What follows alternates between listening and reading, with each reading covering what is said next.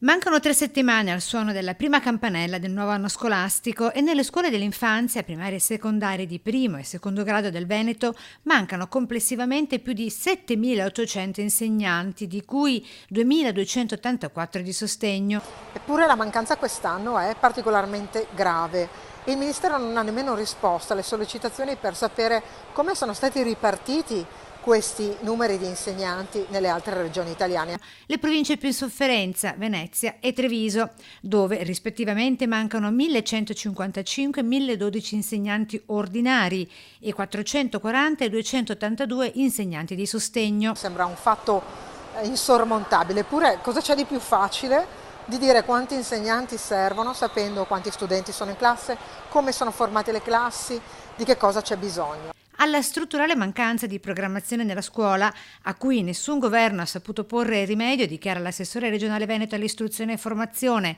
Elena Donazzan, si aggiunge quest'anno il problema degli insegnanti precari storici o entrati di recente in ruolo, che sono stati cancellati dalle graduatorie, come è il caso dei diplomati magistrali, e che tornano più precari di prima, inseriti nelle sole graduatorie di istituto, che non possono dare la prospettiva dell'entrata in ruolo.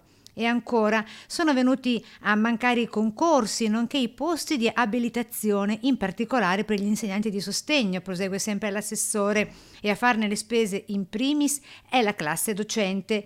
Il nuovo anno scolastico si apre in Veneto con la mancanza di 2 insegnanti su 5 per gli studenti con grave disabilità. Vuol dire gli studenti più bisognosi che dovrebbero avere continuità didattica, un insegnante stabile che possa portarlo in tutto il ciclo scolastico, e qui mancano.